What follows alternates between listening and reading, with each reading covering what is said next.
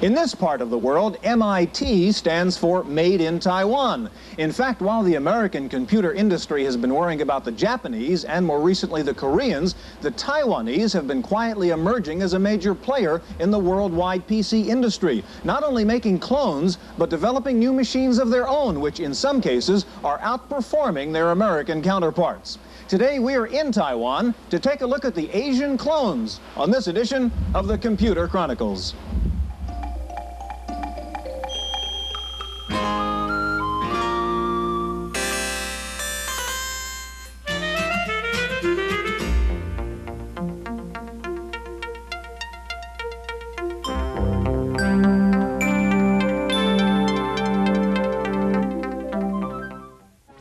The Computer Chronicles is made possible in part by CompuServe, featuring an online reference library, Wall Street reports, at-home shopping, airline reservations, games, and hundreds of other services.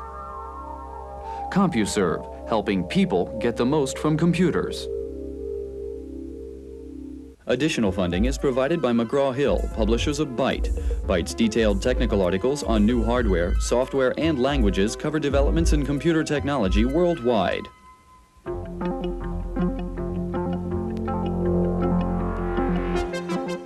Welcome to the Computer Chronicles. I'm Stewart Cheifet, and this is Gary Kildall. Gary, we have a typical PC setup here that you might find in somebody's home or office, a multi-tech computer, Princeton monitor, MyTech disk drive. But you know what all these three components have in common? They're all made in Taiwan. Okay. Taiwan, in fact, is the world's leading manufacturer of computer monitors right now. IBM makes their monitors there. They're the world's leading manufacturer of disk drives. They and the Koreans, of course, make most of the clones that we see here. And we know the Asian clones are taking quite a bit of market share away from IBM and other American manufacturers. Should we be concerned about this? Is this a threat to America's leadership role in computer technology? Well, Stuart, my personal concern is that I look in the paper and I see a used AT for $9.95 and you see something like this for $6.95. Right, so it's all confusing. But I think there's not a real threat here because what we're dealing with is the technology of manufacturing, not the technology of computing. Mm-hmm. Now, we're always going to have a very large group of people here that are in the United States and elsewhere who are really are interested in sales and service, reliability, state-of-the-art kind of computing, and those are the people who will buy the more expensive machines. Now, these machines act as good filler machines, for example, as workstations, word processing, and things of that sort, where it's not really critical as far as reliability is concerned. I think we're seeing that our technology is moving along, and the clones or machines like this will follow, but they're not going to catch up. Okay, well, we're going to go to Taiwan today to take a look at these Asian clones, see just how good they are, help you decide whether or not an Asian clone is a safe bet to buy. We're going to start out with a visit to Science City, just outside Taipei, the Silicon Valley of Taiwan. Less than 100 miles off the coast of mainland China is the island of Taiwan, a densely inhabited, proudly independent nation, officially called Republic of China on Taiwan. The ROC's 19 million residents now enjoy one of the highest standards of living in Asia, made evident by a profusion of consumer goods and due largely to a very successful export-oriented industry. Our country is very much export-oriented country. Our economic growth was based on fast export-oriented industry. And therefore the competitive strength is very important to our export capability. A large proportion of Taiwan's exports fall into the electronics category, although most American buyers wouldn't recognize the local brand names. From electric fans to refrigerators to computers, Taiwan turns out products for such companies as Amana, GTE, ITT, and IBM. The special relationship that permits such brand name ledger domain is called OEM, or Original Equipment Manufacturing. The OEM connection was clearly evident at a recent computer show in the capital city of Taipei. Computex was one of the first computer trade shows to be held in Taipei's World Trade Center, and it featured dozens of small booths with intriguing products and names. Some, like Tatung, are well-known companies in the home market, with sales in the hundreds of millions of dollars. But many booths featured less famous manufacturers like KingTech, Hollycon, and OEM Tech, making it clear from the start that buyers are free to choose any name they like. Even the larger companies like MyTac and Microtech are satisfied with a behind-the-scenes approach to marketing their products. Microtech brand name is not known like Hewlett-Packard, for example. So it will take a long time, several years, to able to set up your recognition and a distribution channel. So our strategy is, if there's a reputable company and they're interested in our product, and we support them, we call OEM, they carry our product. In that way, our profit is lower, but our product can serve more people. Until recently, Taiwanese products for export also suffered from a quality image. For years, the country's industry was associated with cheap, mass-produced goods and an abundant supply of labor. But that image has changed. This country, you can sense it now when you are staying here, that our standard of living and cost of living has been rising rapidly in the last few years. And so the wage has been increased very high. Therefore, it is no longer economic to depend heavily on our traditional labor-intensive industry. The increasing wages of Taiwan's factory workers do not seem to concern the local computer companies, who see the cost advantage in engineering rather than in manufacturing. In computer, the cost, labor assembly maybe represent less than 2% of the total cost. So the key cost is in R&D, in marketing, supporting the products, in overhead. Compared with states, I think the cost of brain is much cheaper. Taiwan schools graduate as many engineers per capita as Japan, a much higher proportion than in the United States. This influx of engineering graduates has propelled Taiwan's computer industry from a source of cheap clones to an original contender. Taiwan has the technical capability to develop the high-end PC. When you look at the PC industries, right now, IBM moved to 10 megahertz 80, which one years ago might have already brought to the market, and some other company. Widely displayed at Computex were plenty of peripherals and components, the computer parts that made Taiwan a major exporter.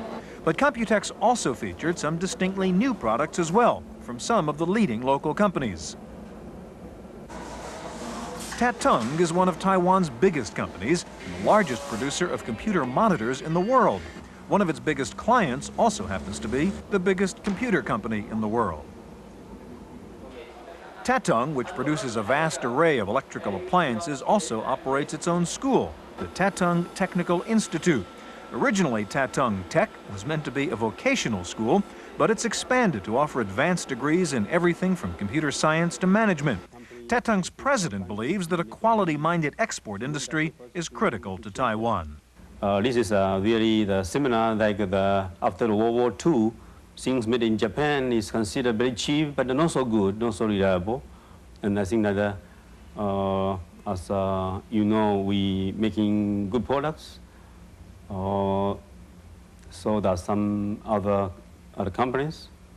But very important is that there'll be some countries, quality authority, where they can certify all these products.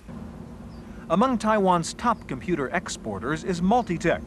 Started in 1976 with $25,000 in capital, Multitech now employs 2,700 employees and expects to sell $350 million worth of computers this year. The company's founder has been called the Steve Jobs of Taiwan. I don't totally agree. Because the market in Taiwan is comparatively very small, and also the capital market is not mature in Taiwan. So to develop a company like Multitech is totally different like Apple. We have more difficult. Multitech is a major exporter to the United States and manufactures PCs for Texas Instruments and also makes computers under the Franklin label for Sears and Roebuck. The company is just beginning to sell in the States under its own brand, Acer. But the president believes it'll take some time before Taiwanese brand names become common. Two major problems. Number one, of course, is the image. How Multitech is a good product, the quality products difference with the normal Far East products. I think it takes a time to convince that. Number two is the scale. Original, the Multitech is not, big scale enough to really support the U.S. market. Multitech is located in Taiwan's Science Park, a government-sponsored high-tech industrial community that is part Silicon Valley, part free trade zone, and part college campus. Some of Taiwan's other computer leaders are there too, like MyTech and Microtech. And some of the park's foreign residents have names that should ring familiar with almost any computer user. Microtech is an unusual example of the reverse brain drain. Whereas most of Taiwan's overseas educated students tend to stay overseas, Microtech's founder quit his job in the States to look for new opportunities back home. We were working for Xerox Corporation. We're in Los Angeles and doing advanced research and product design work. I think it's about to reach the age we call mid-age crisis. And we all have the feeling that maybe we should come up to do something of our own. We really didn't think of to move to Silicon Valley or get some venture money to start over there. And I think there are thousands of companies start that way. And the chances of success may be smaller. Microtech's principal product is a desktop scanner, which is sold in the U.S. under the AST label. In fact, Microtech is the world's leading supplier of scanners, with about 69% of the market. Microtech's president is skeptical of traditional offshore manufacturing, at least where PC products are concerned. Technology evolution, the pace is much faster. There are many new technology are coming up. I think the product life cycle, there's a trend, gets shorter and shorter. There's a tremendous need for developing new product. Now, to getting a product mature and then move to offshore manufacturing, the days are seems over. So the new trend is have R&D and manufacture close tied together. Like most companies in Taiwan, Multitech and Microtech both started small, and they continue to see small size as a distinct advantage, at least in the computer business. At a place like Taiwan, now I think we are not used to that big corporation. Our economy structure are against that. So most of the enterprise company size are much smaller in scale, like in between 100 employee to 500 employee. That allow you to the company is smaller, able to move fast. The small independent manufacturer is a hallmark of Taiwanese industry and is readily visible everywhere in Taipei, from the fruit vendors to the food stalls to the little booths at computer shows. The KS Brotherbox company, which markets under the KingTech label, is an example of the small exporter. KingTech doesn't have a high-tech plant in Science Park. Instead, the factory, offices, even the living quarters of some of its employees are in one large building in downtown Taipei. The assembly line turns out XT and AT compatibles and a new portable 286 machine with an LCD screen. We export all around the world, especially the States and Canada, South Africa, Switzerland, Holland, and England, and also the Australia and Italy. The island of Taiwan has less than half the population of Korea, yet it has twice as many small electronics companies, over 65,000, and almost 3,000 of them make computers. This may seem like a challenge to the foreign buyer, but it's also an advantage. The thing about Taiwan and Korea is they have got some big industries. They've got Hyundai, they've got Samsung, they've got a few others. And they're mainly Korean corporations selling their products, and their prices are good. But they've already got sales channels set up in the U.S. So if you want to buy from them, you're buying from a U.S. sales rep who's got a big piece of fat in there to support him. In Taiwan, many of the companies are American financed and owned, and many of them are just small shops. So it's kind of, economically speaking, it's not a monopoly, it's a complete opposite. It's a perfect market here. While lots of PCs and peripherals are made here in Taiwan, many of them start out as U.S. designs and end up as U.S. products sold in American stores. For a look at the U.S. connection to the Asian clone story, here's Wendy Woods in California.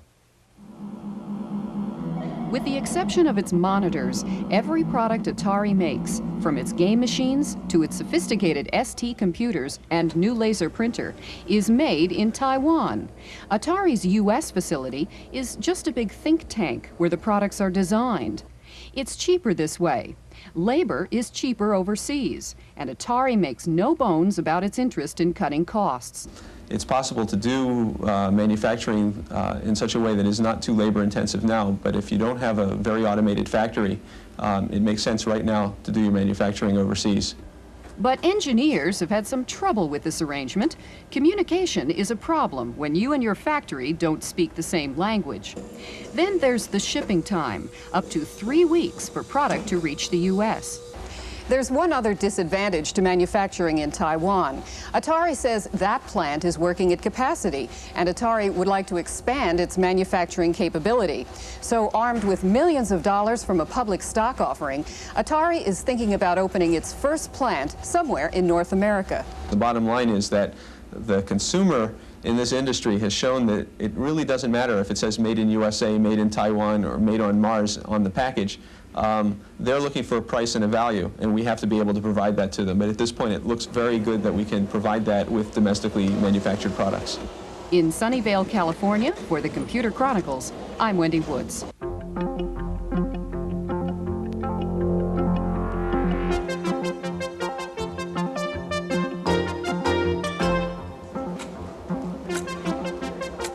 Taiwan's success as PC vendor to the world is giving way to a new eagerness to become an innovator as well, with the government providing some basic support. The Science Park project is an attempt to merge some of the entrepreneurial features of Silicon Valley with the investment appeal of a free trade export zone. The 1,000-acre park has around 80 companies installed or waiting to move in, just a hint of what's planned for the future. I'm saying that this year our total output would be about 700 million. 10 years from now would be 7 billion. Today, including the old city, with us together, less than 400,000 people. 10 years from now would be a million people. Before Science Park, venture capital in Taiwan was usually a grant you applied for from the government. Today, the park boasts 5 private venture capital companies, along with banks and 2 universities on the outskirts. But Science Park still has a long way to go. On a good science park, you have many ingredients. In addition to just the physical environment, they have a good service industry. They have a good banking industry, like the venture capitals. They have good lawyers, law firms, accounting firms, all these things. In Taiwan, we don't have that many. In fact, we're way behind. We're way behind. At MyTech, Multitech, and Microtech, the search for new products is central to the company's plans for the future. Microtech, the leading vendor of desktop scanners, is exploring new links between scanners, laser printers, and optical discs. I think CD-ROM with the tremendous amount of capacity they're able to store. For example, we believe a 1.5-inch CD-ROM, both sides, able to store maybe 10,000 A4 regular size document in the image format. So that kind of information needed some kind of input device. So scanner will be a must equipment. At MyTech, best known in the States for its floppy disk drives, the emphasis is also on desktop publishing on the software side. While looking for a solution to the memory-hungry Chinese character, MyTech discovered a way to reduce the memory required to store any character. In the desktop publishing, you need to generate character, no matter it's Chinese, English, Japanese, in different font. Okay, so and our universal engine will have the capability to do so in very low cost. Besides that, it will generate a character in very high speed to cope with the laser printer but the technology we develop is we use computer to learn the characters, and they use the character features and to enlarge, to shrink, and to make it into different font. Almost everyone in the PC business is wondering how IBM's PS2 architecture will affect clone sales, and Taiwanese companies are no exception. While some are hard at work trying to unlock its secrets, others are contemplating a different course of action. The non-IBM group maybe define their own standard, that we may join that kind of group instead of just follow IBM. Because the outside group actually represent more than 60% or 70% of the power. Taiwan's official agency for high-tech research is called ITRI, or Industrial Technology Research Institute. Its original role was to perform the basic research and development that many small Taiwanese firms were unable to afford. Taiwan industry was performing too little R&D themselves. So the government set up this institute to supplement their work, R&D work. At first, it was 100% funded by the government, but as time progressed, industry began to find ITRI's resources to be very attractive to them. ITRI's electronics research arm, called ERSO, has both short and long-term research programs. For Taiwan's chip industry, they're designing ASICs, or application-specific integrated circuits. Taiwan is the world's leading supplier of specialized chips for consumer products like toys, telephones, and watches. ERSO's development work on the 8386 microprocessor gave Taiwan's PC makers the jump on some of their American competitors. Multitech had a low-price 386 on sale just a few weeks after Compact's initial introduction. I'm not looking for any dramatic breakthroughs. I think what we are trying to do is to put very solid, very what may even be considered as mundane work, but it's the kind of work, the kind of foundation you need to upgrade Taiwan industry a step at a time.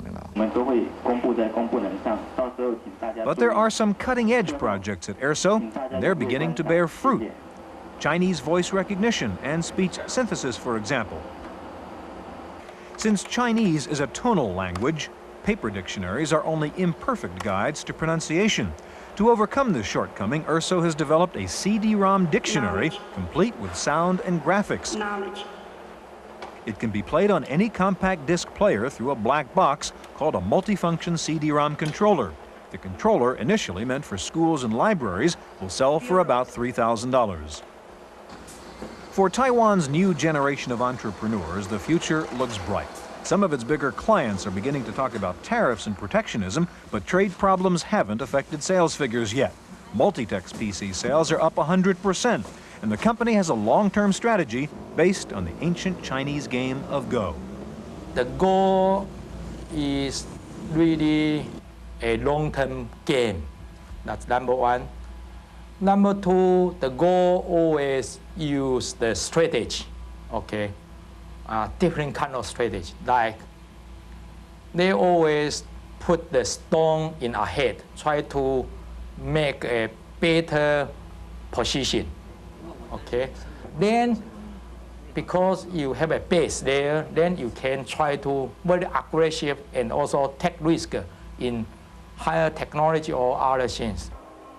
The quiet success of Taiwanese computers overseas is a sign of the industry's maturity, and the key ingredients of that success are not difficult to uncover. To win this computer business, the real long-term weapon is really the human resources, and that Taiwan have that. When we came to Taiwan, we expected to find some low-cost PC clones with names we had never heard of. Well, we did find that, but we also found some rather innovative new technology here, and we discovered that hidden inside many computers with familiar American brand names are the technology and the expertise of the people of Taiwan. That's our look at the Asian clones. We'll be back in the States in just a minute for this week's Computer News.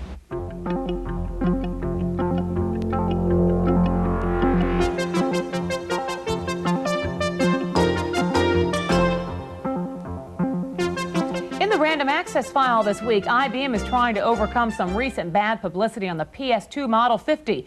Some recent computer press reports said 40% of the Model 50s delivered were dead on arrival.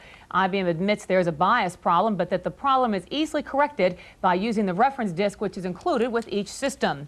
Meanwhile, on the positive side, industry analyst Stewart Cheifet is predicting that IBM will unveil a new marketing strategy that will conquer the clones and stay ahead of the Macintosh. Cheifet says IBM is developing separate computer solutions for specific businesses with the goal of totally hiding the operating system from the user. Cheifet says he expects IBM sales to increase 50% in the next 3 years while clone sales drop. He said Macintosh sales will increase but will not catch up with IBM. Time now for our software review. Here's Paul Schindler. This is one way to sell automobiles. This is another. This is an advertisement for Ford Motor Company's Mercury Mercure. It's one of the oddest software reviews we've ever done because this isn't a package you buy, it's one you get for free. The question of whether it does anything useful is in the eye of the beholder. This is one of the first CRT billboards, the first interactive advertisement. It's probably the start of a whole new form of advertising. You get a look at the Mercure XR4 TI sports car, both graphically and in terms of its specifications. Plus, you can compare it to other sports cars in its class. One clever feature allows you to print your own window sticker based on the optional equipment you want, which may also bring on sticker shock when 19,924 pops up as the bottom line, excluding taxes, title, license, and destination charges. It may seem like just another form of hype to you, but when we got our disc, it came late with a small notice apologizing for the delay because demand far exceeded supply. Now, whether floppy ads are less irksome than others remains to be seen, but at least you have a free floppy to use when you're done. For the Computer Chronicles, I'm Paul Schindler. Sharp has announced the release of new magneto-optical disk drive that can erase and rewrite onto 5¼ optical disc. Each disc can hold 422 megabytes.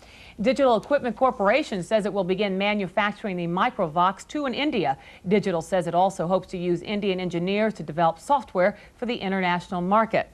Finally, if you'd like to find out if Gary Hart can really win the presidential election, there's a new piece of software called President-Elect. You can be any of 67 real political candidates and plot your strategy through primaries, caucuses, and the press. One reviewer said it's very realistic. Experience, honesty, and ability gets you nowhere. That's it for this week's Random Access. I'm Cynthia Steele. The Computer Chronicles is made possible in part by CompuServe, featuring an online reference library, Wall Street reports, at-home shopping, airline reservations, games, and hundreds of other services. CompuServe, helping people get the most from computers. Additional funding is provided by McGraw-Hill, publishers of Byte. Byte's detailed technical articles cover the latest in microcomputer technology throughout the world. Byte, the international standard.